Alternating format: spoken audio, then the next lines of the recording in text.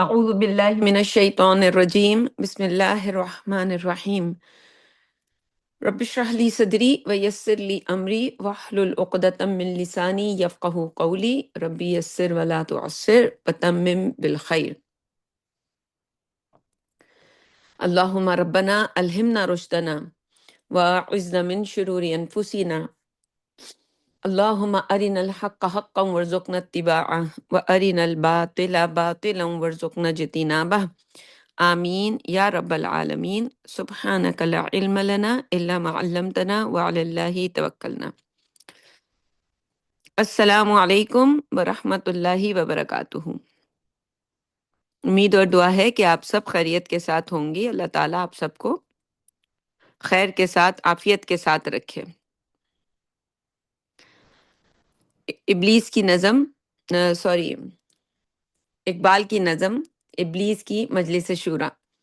اس کا ہم بیسیکلی ایک طرح سے مطالعہ کر رہے ہیں اور اس میں جو قرآن مجید کی ہدایت کے موافق اس کو دیکھنے کی کوشش کر رہے ہیں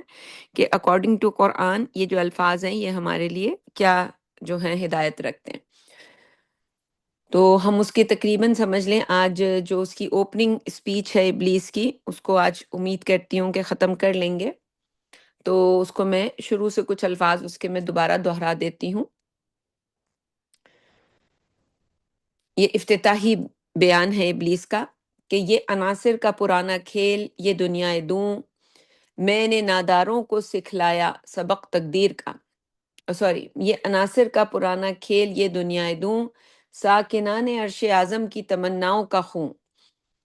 اب تو یہ آپ سب بھی دوسروں کو سمجھانے کے قابل ہو گئے ہوں گے کہ یہ دنیا کی جو مٹیریل فارم ہے اس کی طرف اشارہ ہے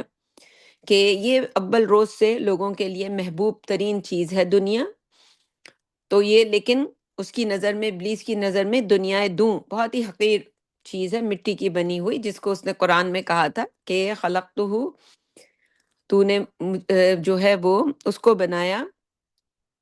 وہ مٹی سے۔ آدم علیہ السلام کی طرف اس نے اشارہ کیا کہ خلقتنی من نار و خلقتہ من طین۔ تو ساکنہ نے اور اللہ تعالیٰ نے اتنی جو ہے وہ بڑی ذمہ داری جو قرآن مجید میں سورہ احزاب کے آخر میں آتی ہے،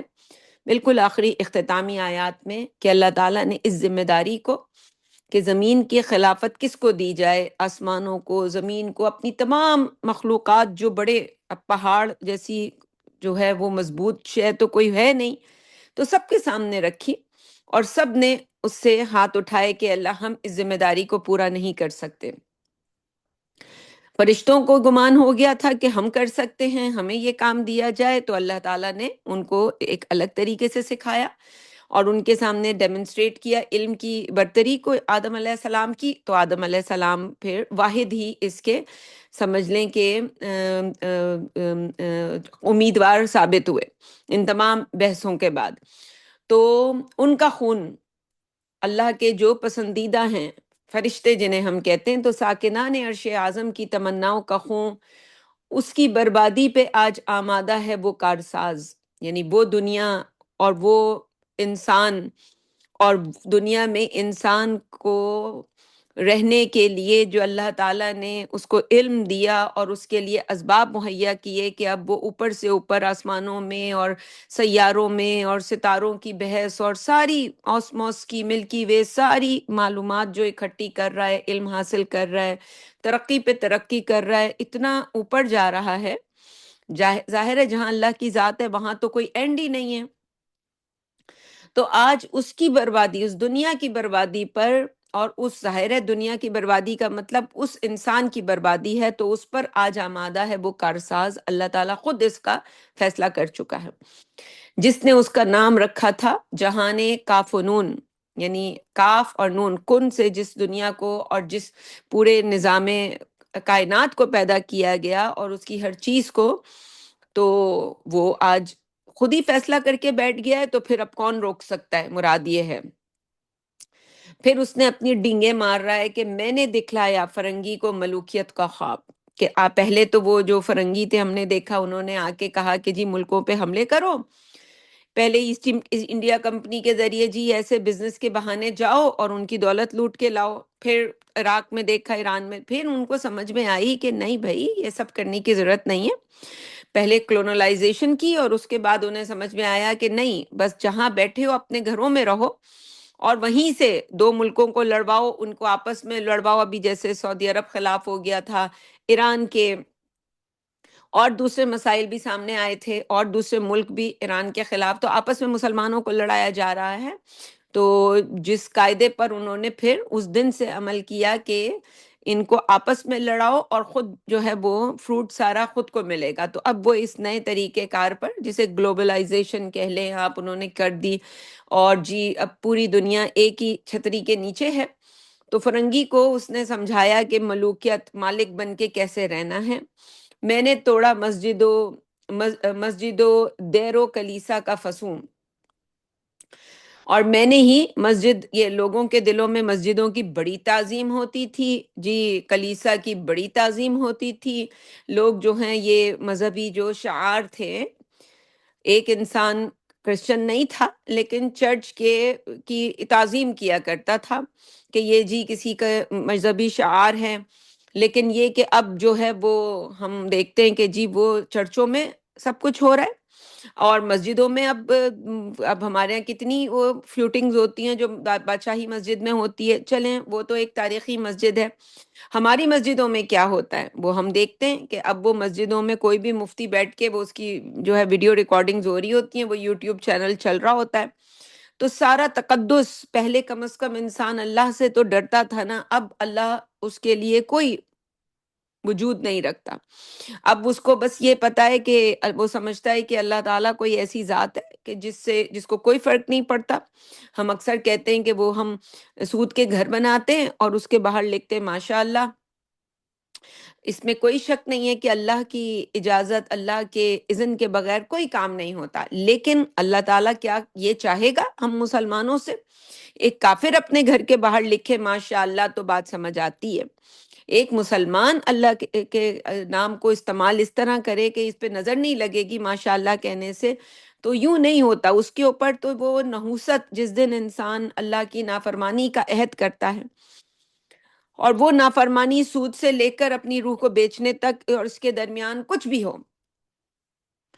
تو وہ ایک نحوست اس کی ساتھ جڑ جاتی ہے جسے گناہوں کی نحوست کہتے ہیں، اور وہ نحوست اس کے پھر نسلوں تک آگے جاتی ہے۔ تو یہ پہلے انسان ڈرتا تھا، تو یہ سارا کھیل کہاں سے؟ جب انسانوں نے کھلم کھلا اللہ کی بغاوت کی، اور اللہ تعالیٰ بھی حلم ہے اللہ کے اندر، اللہ نہیں پکڑتا، لوگوں سے نہیں مواخذہ کرتا فوری طور پر، تو لوگ بڑے دلیر ہوتے ہیں، ان کی بڑی جرت ہوتی ہے، پھر ایک نسل دوسری نسل تک یہ جرت دیتی ہے اس کو، تو جرت بڑھتے بڑھتے آج یہاں تک پہنچ چکی کہ ہم کہتے ہیں کہ میرا گھر اور میری مرضی اور میرا جسم میری مرضی۔ تو آج وہ جو سیکولرزم جسے ہم کہتے ہیں کہ وہ اس کی پٹی پڑھائی اس نے کہ جی مسجد کے اندر کرو اللہ کی بات اور مسجد سے باہر نکلو تو یہ بادشاہ کا قانون چلے گا، اور آج کی دنیا تو وہ دنیا ہے کہ مسجد کے اندر بھی بادشاہ کا قانون۔ ابھی یہ جو نئے چلے، ہم ویسٹ میں بیٹھ کے ہم ان باتوں پہ کیا بات کریں، لیکن ہمارے تو پاکستان میں ابھی کچھ قوانین بنے، جیسے ابھی ریسنٹلی جو ایک قانون بنایا گیا کہ جی مرد، نام تو مرد کا لیا گیا کہ شادی کے بعد کوئی جائیداد اس نے اگر بنائی ہے تو بیوی اس میں جو ہے وہ شریک ہے، جیسے ویسٹ کے اندر ہے، تو انتہائی ظلم۔ ظاہر ہے یہ اس کا جو حصہ جو ہے وہ منظر عام پر نہیں آیا، وہ یہ ہے کہ عورت بھی شادی کے بعد کوئی جائیداد بناتی ہے، یہ وائس ورثہ اس کے اندر ہی ہے۔ تو یہ تو چلے مرد اپنی دے دے، وہ تو اس نے دینی ہی ہے جب وہ مرتا ہے کسی صورت میں، تو چلے 1/8 بیوی کو ملے گا، لیکن عورت جو ہے وہ اپنی کوئی جائیداد بنائے، اسلام نے تو عورت پہ کوئی ذمہ داری نہیں لگائی تھی کہ وہ یہ سارے بھی کرے، یہ تو اس نے اپنے اوپر ذمہ داری خود لی، خود کمانے لگی، تو کمانے کے بعد اس کا دل کیا کہ میں بھی ذرا عزت حاصل کروں پیسہ خرچ کر کے اپنے گھر پہ بچوں پہ، وہ اس نے کیا، تو پھر وہ مرد بھی ڈھیلے ہوئے اور نکمے ہوئے۔ تو آج مردوں کے نکمہ ہونے کی جو بڑی وجہ ہے اس میں کیا ہے کہ عورتیں جب آگے بڑھ کے وہ ذمہ داری جو مالی نان نفقے کی، گھریلو خرچے پورے کرنے کی مرد کے اوپر ہے، اور وہ جو ہے ایک تو یہ حال ہے کہ جی مرد کر نہیں سکتا اس لیے عورت اس کی مدد کر رہی ہے، یہ تو شریعت میں مطلوب ہے، لیکن ویسٹرن جو ہے امپیریلزم یا ان کے کلچر سے جو ہے وہ بہت زیادہ متاثر ہو کر انسان جو ہے وہ جو اس کی ذمہ داری ہے اس کو اپنے سر پہ لے لے، تو پھر اس کا نتیجہ وہ آج کے جو قوانین ہیں کہ وہ پھر یہ تو خیر غلط کا حرکت ہے مرد کی کہ وہ عورت پہ ہاتھ اٹھائے، لیکن شریعت نے کسی ایک موقع پر اس کو یہ اجازت دی ہے جب وہ مرد واقعی اتنا سمجھدار ہو کہ جو پورے قوانین کو فالو کرتا ہو، تو وہ تو ہمارے یہاں نہیں ہے، ہمارے یہاں تو جاہل ہیں، ان جاہلوں کو جب آپ شریعت کے احکام بتا دیتے ہیں تو وہ کیا کرتے ہیں، ان کے ساتھ کھیلتے ہیں، تو اور پھر شریعت تو ہمارے لیے ایک بوجھ ہے، تو آج وہ جو ہے مسجد کا کوئی امپیکٹ کسی زمانے میں کسی کے دل میں تھا، آج کچھ بھی نہیں ہے،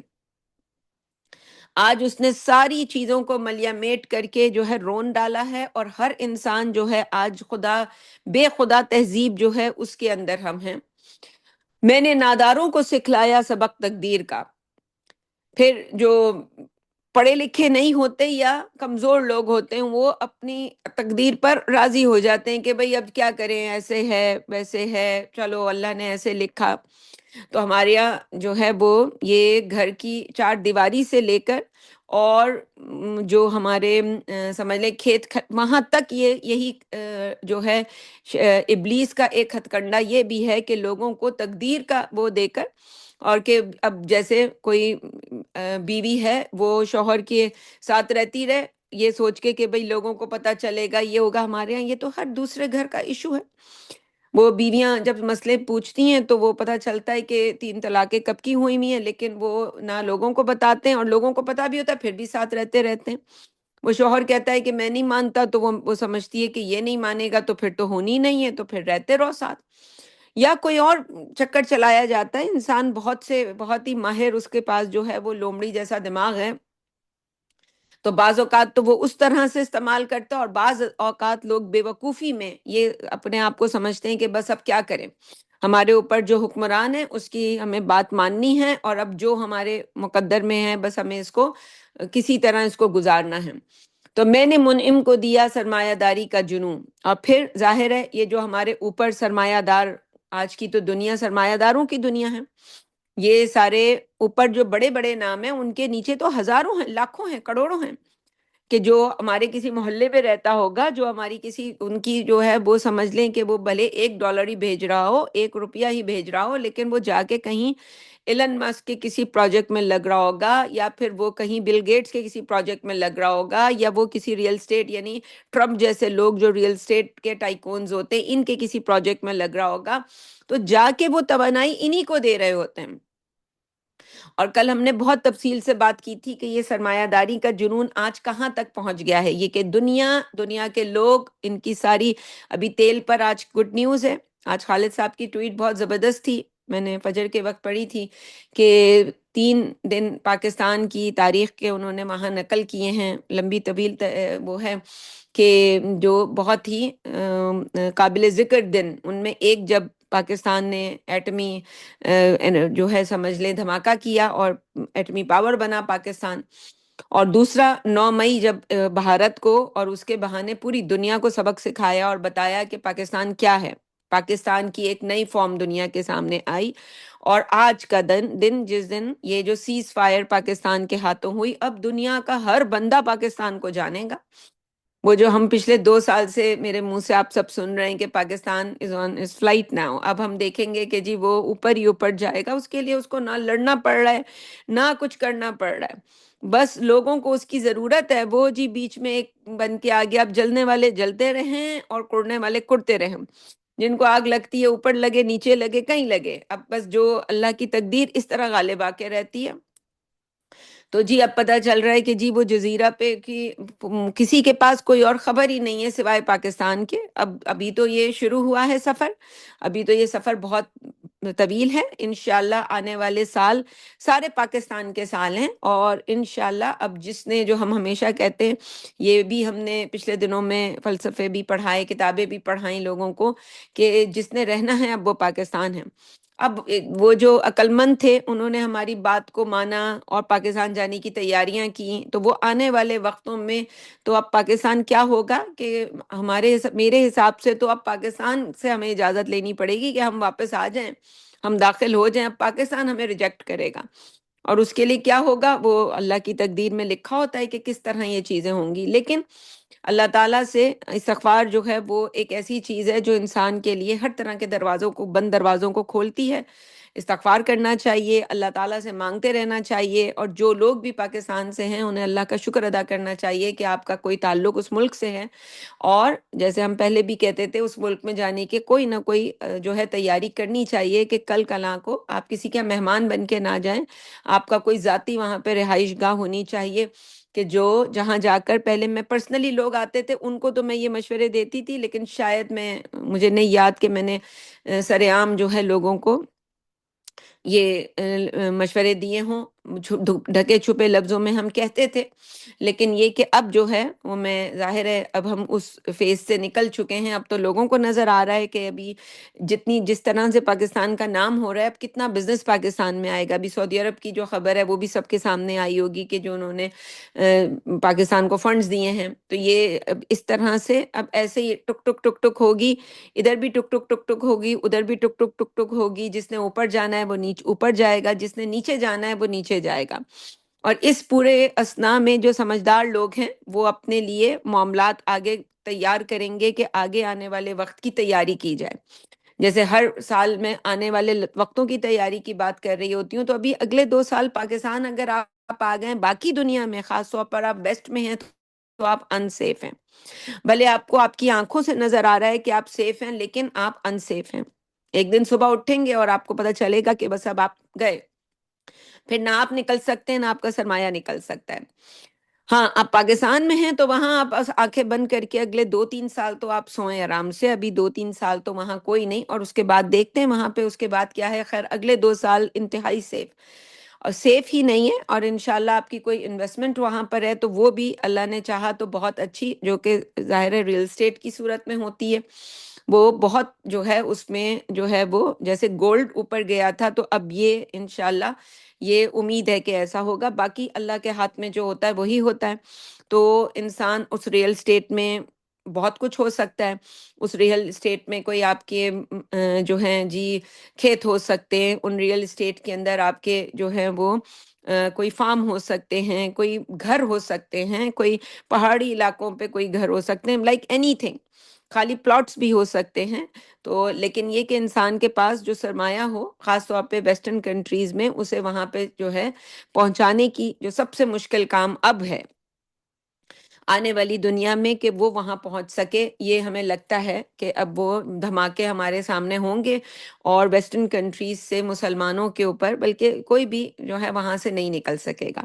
باقی اللہ نے جس کے لیے آسانی کی ہوگی اس کے لیے ضرور آسانی کی ہوگی۔ تو یہ سرمایہ داروں کا جنون اب ہمیں پوری کھلی آنکھوں سے نظر آ رہا ہے کہ یہ کیسے انسانوں کو غلام بنانے کے لیے یہ کیا کیا ٹیکنیکس استعمال کر رہے ہیں، ان کا ڈی این اے چینج ہو رہا ہے۔ اچھا جی، ان کو جی کھانے پینے کے ذریعے، ان کو ہیومن ڈی این اے کے ذریعے ان کو کچھ الٹی سیدھی چیزیں کھلائی جا رہی ہیں جی، ان کو کووڈ کی ویکسین کے نام پر ان کے ڈی این اے کو چینج کیا جا رہا ہے۔ ابھی کہہ رہے ہیں کہ جی کینیڈا کے اندر ہی اتنا بڑا نمبر ہے جو کینسر جن کو ڈائگنوز ہوا ہے صرف کووڈ کی ویکسین۔ تو اب سوچیں کہ اور وہ ویکسین جو ہے، اب یہ بھی ایک نئی کانسپریسی ہے کہ غذاؤں میں داخل کی جا رہی ہے کہ اب لوگ ویکسین تو لیں گے نہیں،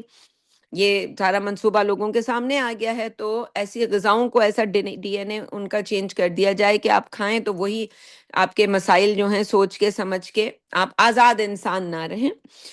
تو کون کر سکتا ہے اس کی آتش سوزاں کو سرد، جس کے ہنگاموں میں ہو ابلیس کا سوز دروں۔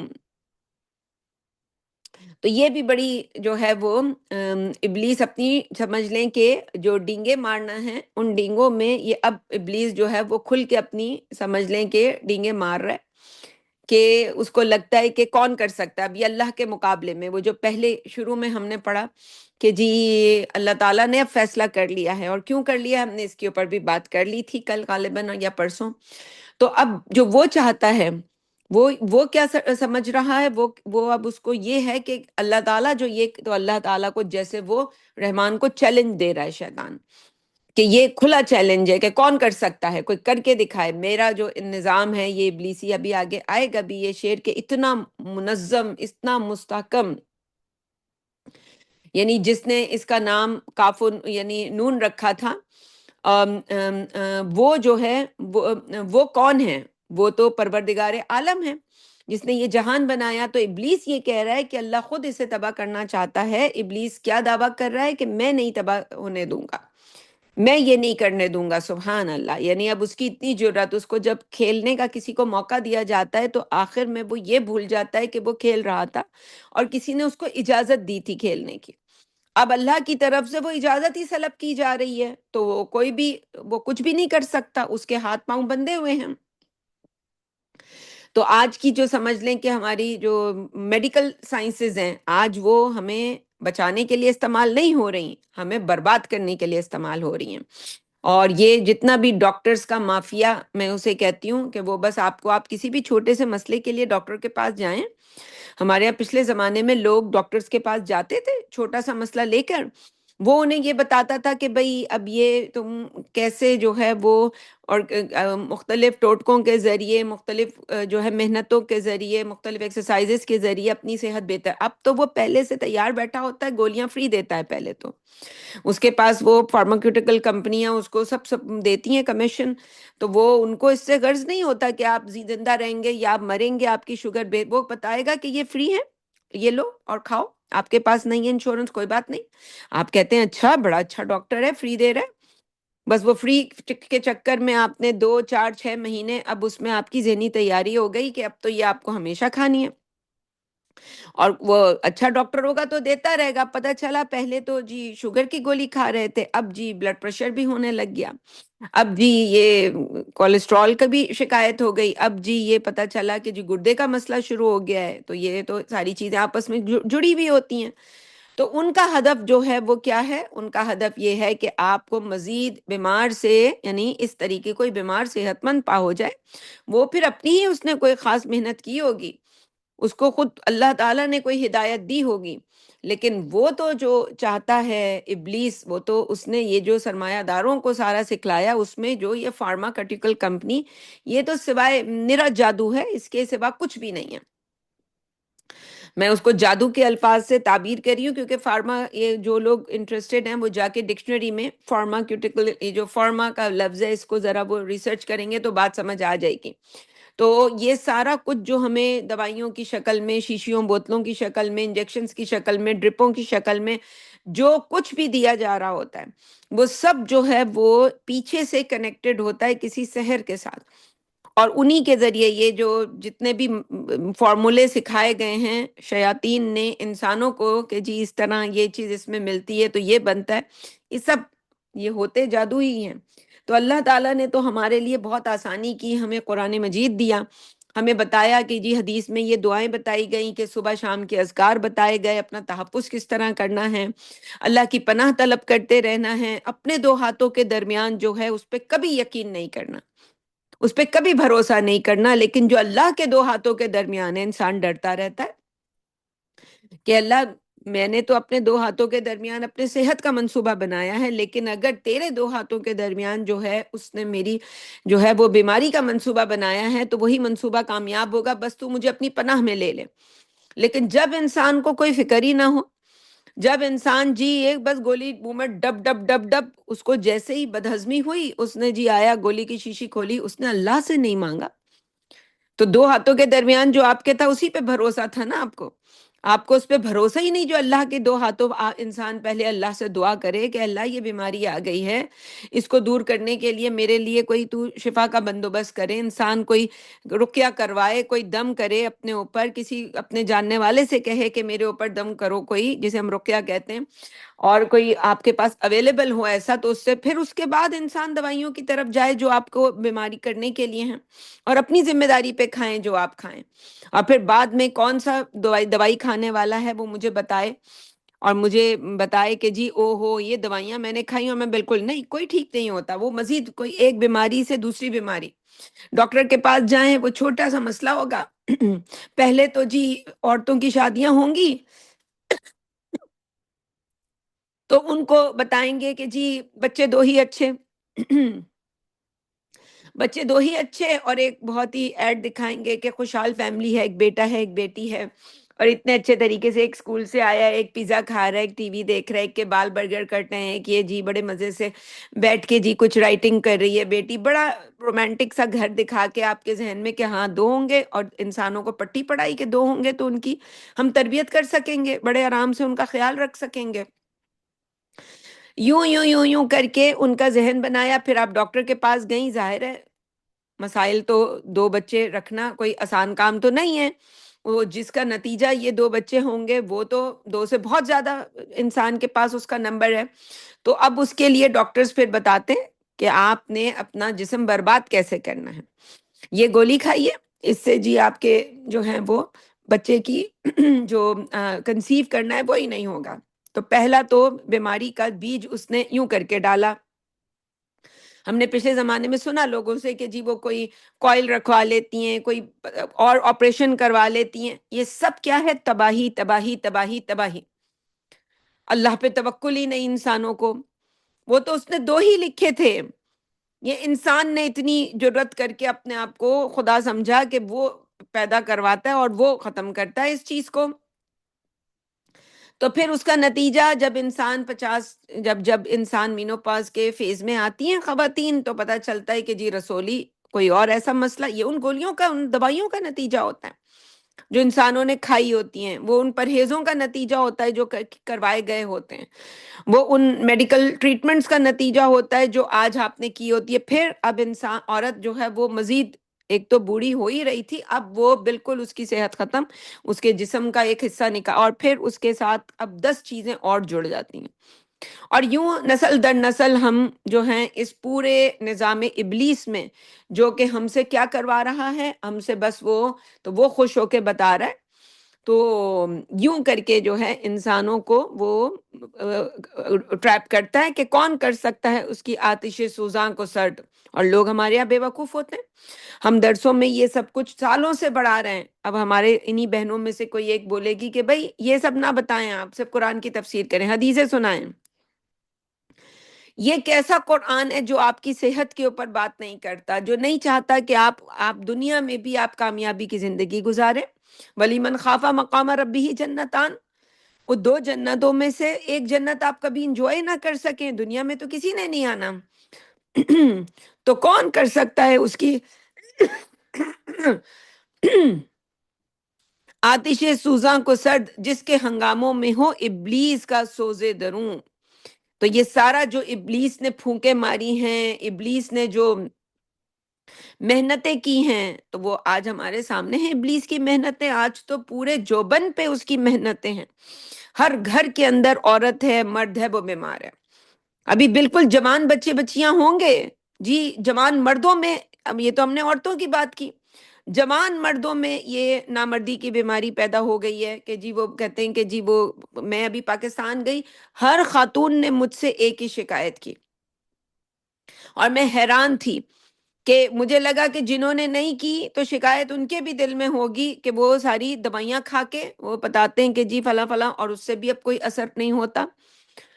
تو پہلے آپ کو جو ہے ایسی غذا کھلائی کہ آپ کی یہ صلاحیت جو ہے وہ کل ہو جائے، پھر اس کے بعد انہوں نے دوائیاں بیچی آپ کو، دوائیاں کھانے کے نتیجے میں آپ اور کمزور۔ اب اس کے بعد ایک مرد کے لیے جیسے ایک عورت کے لیے بہت سی چیزیں جو ہیں وہ بڑی ناقابل جو ہے وہ برداشت ہوتی ہیں، ایسے ہم نے دیکھا ہے کہ مرد تو خودکشی کر لیتے ہیں اس کی وجہ سے کہ وہ یہ اس کام کے قابل نہیں رہے، ان کو تو لگتا ہے کہ میں مرد ہی اس کی وجہ سے ہوں۔ تو ہمارے یہ سارا نظام ابلیس ہے کہ اس نے کس کس طرح سے، کن کن اینگل سے، اور ہم نے کیا کیا، ہم تو گئے ڈاکٹر کے پاس، اس کو ہم نے، جیسے ہم نے پہلے بھی یہ جملہ بولا تھا، اس کو تو ہم نے سمجھا کہ یہ مسیحا ہے، وہ جیسے ڈونلڈ ٹرمپ نے بھی اپنی ٹویٹ میں اپنے آپ کو اپنے اس کی توجیہ دی نا کہ جی میں نے تو اپنے آپ کو ڈاکٹر بنا کے پیش کیا تھا، وہ جو ماتھے پہ اس نے کسی کے رکھا ہوا تھا۔ تو آج تو ہر بندہ بیمار ہے اور ہر بندہ صحت چاہتا ہے، اور صحت کو پانے کے لیے وہ کچھ بھی، وہ جو ایک کال ہے، ایک دفعہ میرے بیٹے نے مجھے بتایا تھا کہ اس نے کسی بک میں پڑھا ہے کہ جو بیمار ہوتا ہے نا اس کو صرف ایک ہی چیز چاہیے ہوتی ہے، اور وہ ہے صحت، لیکن جو صحت مند ہوتا ہے اس کو سب کچھ چاہیے ہوتا ہے، اور بالکل درست بات ہے۔ تو یہ آپ کی صحت برقرار رہے اس کے لیے کیا کرنا ہوگا؟ سب سے پہلے تو اللہ کا بندہ پڑھنا ہوگا۔ اللہ کس طرح آپ کی صحت کو برقرار رکھنے کے لیے آپ کے سامنے کوئی گوگل پہ کوئی چیز آئے گی، کوئی دوست کچھ بتائے گی، کوئی استاد کچھ بتائے گا، کسی درس میں کچھ سنیں گے، لیکن بات سمجھ آتی رہے گی کہ مجھے یہ کرنا ہے، یہ نہیں کرنا۔ تو کون کر سکتا ہے اس کی آتش سوزاں کو سرد، جس کے ہنگاموں میں ہو ابلیس کا سوز درون۔ آگے کہتا ہے کہ جس کی شاخیں ہوں ہماری آبیاری سے بلند، یعنی اس کی جو شاخیں ہیں اس کے نیچے جو، اب وہی جو ڈی این اے چینج کر دیا ہے نا، تو وہ شاخیں کتنی ہی اونچی چلی جائیں، اب اس نے تو کام جو ہے وہ جڑوں میں کیا ہے، ڈی این اے ہر چیز کا چینج، کھانے کا، آپ تو کھا رہی ہیں روٹی، آپ کو لگ رہا ہے گندم، وہ گندم نہیں ہے، وہ ایک زہر ہے۔ آپ تو کھا رہی ہیں چاول،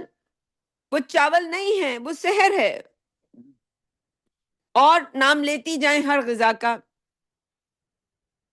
تو آپ تو بھروسہ کر رہی ہیں آپ کے جو دو ہاتھوں کے درمیان ہے نا، یعنی آپ کو لگ رہا ہے یہ تو کھانا ہے، آپ نے اس کھانے کو، ظاہر ہے کھانا انسان کی ضرورت ہے، انسان کہاں سے لائے گا وہ کھانا کہ جو شہر سے نہ ہو، لیکن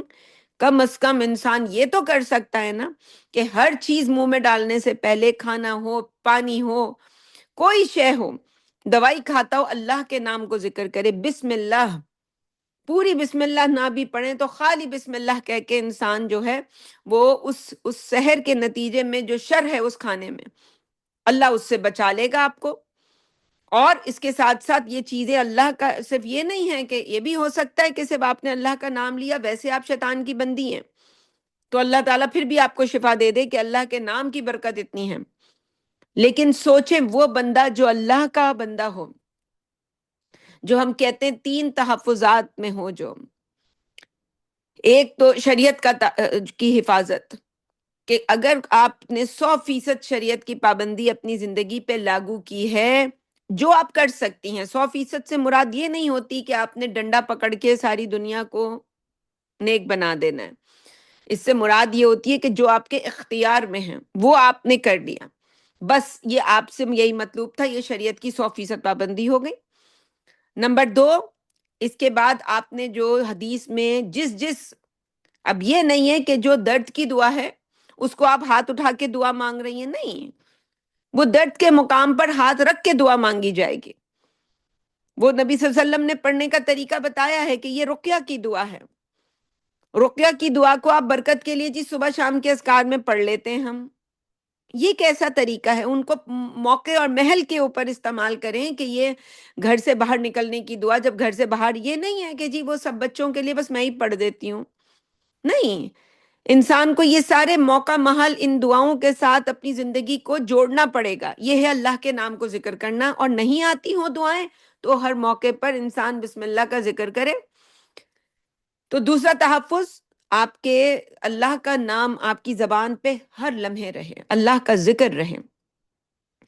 اور پھر تیسرا تحفظ، انسان پاکی ناپاکی کا بھی خیال رکھے، کیونکہ یہ جو بیماریاں ہیں جو کہ سحر کے نتیجے میں ہوتی ہیں، یہ سب پھیلتی صرف اور صرف کہاں ہے؟ جہاں گندگی ہوگی۔ آج تو ڈاکٹرز آپ کو ہائیجین اور ان کا بتاتے ہیں، کسی بھی ڈاکٹر کے پاس، آپ کان کے ڈاکٹر کے پاس، آنکھ کے ڈاکٹر کے پاس، آپ جو ہے جی دانتوں کے ڈاکٹر کے پاس، آپ اپنے کسی ہارٹ کے کسی ڈاکٹر کے پاس آپ چلی جائیں، الطہور شطر الایمان نبی صلی اللہ علیہ وسلم نے فرمایا۔ تو یہ جو پاک رہنا، صاف رہنا، یہ آپ کو آدھی بیماریاں تو آپ کی دور کر دے گا، جس میں پیشاب کی گندگی ہے، پخانے کی گندگی ہے، پسینے کی، بالوں کی صفائی ہے، جس میں اور دوسرے جو جسم سے آپ کے مختلف چیزیں نکلتی ہیں، آنکھ سے ایک گندگی نکلتی ہے، ناک سے ایک گندگی نکلتی ہے، کان سے ایک گندگی نکلتی ہے، منہ سے ایک گندگی، وہ جو رطوبتیں ہیں، مختلف رطوبتیں، وہ ہر سوراخ سے الگ شکل میں باہر آتی ہیں، تو ان کی بھی پاکی کا ناپاکی کا انسان خیال رکھے۔ اور انسان جو ہے وہ ذہنی پاکیزگی، یہ سب سے بڑھ کر، آپ نے اپنی پاکیزگی باطن کی جو پاکیزگی ہے اس پہ توجہ ہی نہیں دی ہے، اور باطن کی پاکیزگی وہ فلسفہ ہے جو اسلام آپ سے چاہتا ہے کہ اللہ کے بندے، کسی انسان کو آپ نے غلام نہیں بنانا. ذہناً آپ نے کسی کو غلام بنایا ہوا ہے تو آپ نے ایک بہت بڑا کرائم ہے جو کیا ہوا ہے. وہ آپ کا بیٹا ہو، وہ آپ کا بھائی ہو، وہ آپ کا باپ ہو، شوہر ہو، وہ کوئی ہو آپ کا رشتہ دار. تو ہر انسان کو اللہ نے آزاد پیدا کیا. یہ پاکیزگی میں، باطنی پاکیزگی میں آئے گا. نہ دل میں آپ کے ایسے منصوبے ہوں، نہ دماغ میں.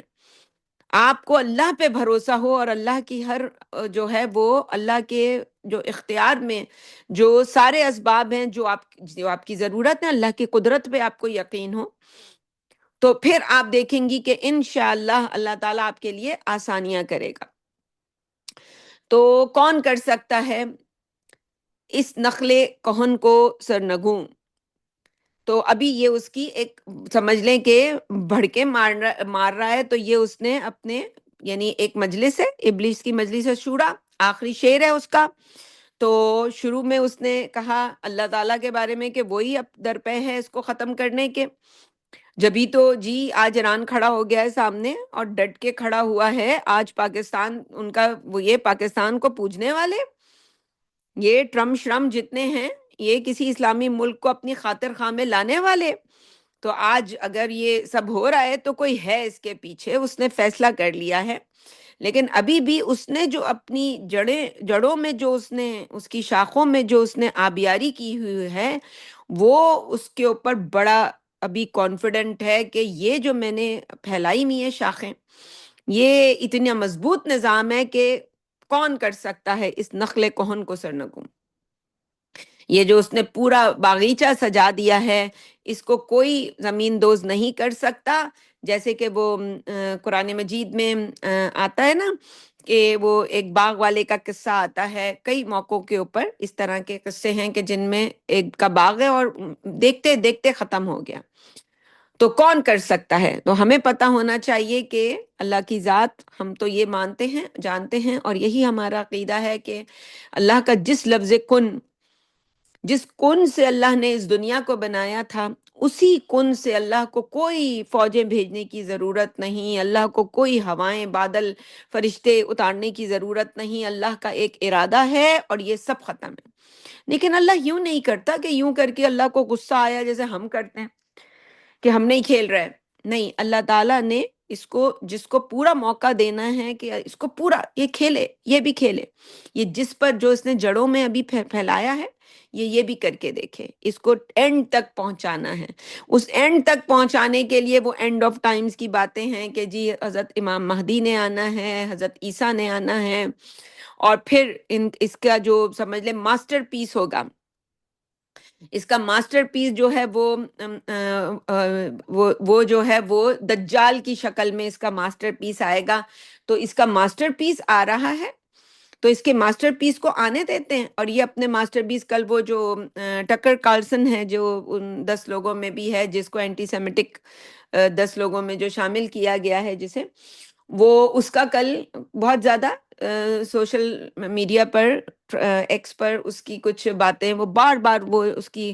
کچھ ایکسپلینیشنز آ رہے تھے. میں اس سے کوئی 100% متفق نہیں ہوں، لیکن اس کی بات میں رکھ رہی ہوں. ایک ظاہر ہے سوز دل رکھنے والا انسان ہے کہ جو ہے تو وہ فلسطینی تو نہیں ہے. چلے ہم نے عمر سلیمان کی بات کی، وہ تو فلسطینی ہے، اور تو اس لیے ان کو اتنا دکھ ہے فلسطینیوں کا، اور اس لیے وہ اس لسٹ میں ہیں. تو یہ تو فلسطینی نہیں ہے، لیکن اسے انسانیت کا دکھ ہے، اس لیے یہ ہے. تو اس کے نزدیک جو ٹرمپ ہے وہ وہی اینٹی کرائسٹ ہے.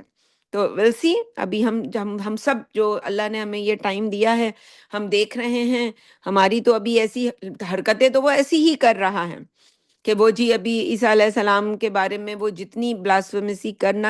سکتا ہے وہ کر رہا ہے. ہر تھوڑے دنوں میں وہ ایک چیز پوسٹ کرتا ہے. کبھی پوپ اس کے پیچھے ہوتا ہے، کبھی ایران اس کے پیچھے ہوتا ہے، کبھی لوگ اس کے پیچھے ہوتے ہیں، اور بن کے وہ لے کر آیا ہے ایک دین، اور اس دین کی وہ کر رہا ہے. تو یہ اس کا فرسٹ ہینڈ ہو سکتا ہے، اور لیکن ابھی ہمیں نہیں پتا. اور جس طرح کی یہ شروع سے کہہ رہا ہے کہ جی میں ہی میں ہوں، اب کوئی اور نہیں ہے، نہ کوئی سیاست میں ہے، نہ کوئی قیادت میں ہے. تو ول سی. تو اس کا کل جو ہے وہ کافی زیادہ میں نے چیک کیا کہ وہ کافی سارے بیانات تھے، میں تو ہیڈ لائنز ہی دیکھ رہی تھی ان کی جو بریکنگز ہوتی ہیں، تو اس کو سننے کا تو وقت نہیں ہوتا دن میں کہ وہ سنا جائے، لیکن لوگوں کی یہ رائے، پہلے لوگ ایلون مسک کے بارے میں کہتے تھے نہیں وہ تو اس چیز میں، لیکن یہ سارے آپس میں جڑے ہوئے پیچھے سے، ان سب کے دعوے ہیں کہ یہ ملے میں، ٹرمپ نے تو یہ دعویٰ نہیں کیا، لیکن ٹرمپ خود کون ہے یہ وقت کے ساتھ ساتھ آہستہ آہستہ یہ کھل جائے گا، اور ہم بھی دیکھ رہے ہیں یہ کھیل، اور ابلیس اور اس کا پورا نظام بھی دیکھ رہا ہے۔ ہم نے تو محنت کرنی ہے ایمان پر، یہ جو تین تحفظات ہیں ہر حال میں، آپ کو قرآن پتہ ہو نہ پتہ ہو، یہ تو نبی صلی اللہ علیہ وسلم نے ہمیں بتایا کہ جی شریعت کی پابندی آنکھ بند کر کے، شریعت کی پابندی کے بعد انسان جسے ہم کہتے ہیں صبح شام کے اذکار، یہ صبح شام کے اذکار نہیں ہے، موقع اور محل کے حساب سے جس وقت جس چیز کی دعا ہے وہ یاد ہونی چاہیے، انسان دعا کو پڑھ نہ رہا ہو، دعا مانگ رہا ہو اللہ سے، ایسے دعائیں آنی چاہیے۔ اور تیسری چیز کہ انسان کا دل، دماغ اور جسم طہور جو ہے، طہارت جو ہے وہ بہت ضروری ہے، جس میں سب سے بڑھ کر یہ کہ ہم نے انسانوں کے ساتھ کوئی ذہنی طور پر ان کو کوئی غلامی میں، اور اپنی پاکی ناپاکی کا بھی انسان خیال رکھے، اس میں یہ سب کچھ آئے گا۔ تو آج انشاءاللہ یہ اس کی اوپننگ سمجھ لیں، اسپیچ ختم ہوئی، کل سے ہم انشاءاللہ، یعنی کل سے مراد ہے ہفتہ اتوار 2 دن یہ درس نہیں ہوگا، پھر پیر کو ہوگا، تو پیر کو جو پہلا مشیر اس کا ہے، اب وہ اس کی یہ باتیں سن کے وہ آ کے اس کو فری، یعنی وہ کہتے ہیں نا ہاتھ اٹھا کے کسی کے بات کی گواہی کہ نہیں نہیں یہ تو ہم نے یہ کیا، ہم نے وہ کیا، ابھی وہ بھی دیکھیں کیا کیا بتاتا ہے۔ تو انشاءاللہ باقی جو گفتگو ہے وہ پیر والے دن کریں گے۔ آج کے درس کو یہیں رکھتے ہیں۔ اللہم صلی علی سیدنا محمد وعلی آل سیدنا محمد كما صليت على إبراهيم وعلى آل إبراهيم إنك حميد مجيد، اللهم بارك على محمد وعلى آل محمد كما باركت على إبراهيم وعلى آل إبراهيم إنك حميد مجيد۔ ربنا ظلمنا أنفسنا وإن لم تغفر لنا وترحمنا لنكونن من الخاسرين، ربنا آتنا في الدنيا حسنة وفي الآخرة حسنة وقنا عذاب النار، ربنا اغفر لنا ذنوبنا وإسرافنا في أمرنا وثبت أقدامنا فانصرنا على القوم الكافرين، ربنا لا تزغ قلوبنا بعد إذ هديتنا وهب لنا من لدنك رحمة إنك أنت الوهاب، ربنا إنك جامع الناس ليوم لا ريب فيه إنك لا تخلف الميعاد،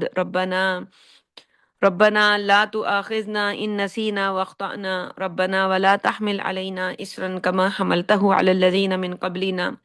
ربنا ولا تحملنا ما لا طاقة لنا به واعف عنا واغفر لنا وارحمنا أنت مولانا فانصرنا على القوم الكافرين، آمين برحمتك يا أرحم الراحمين، سبحان ربك رب العزة عما يصفون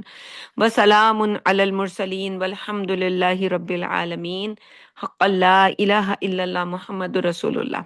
صلی اللہ علیہ وسلم۔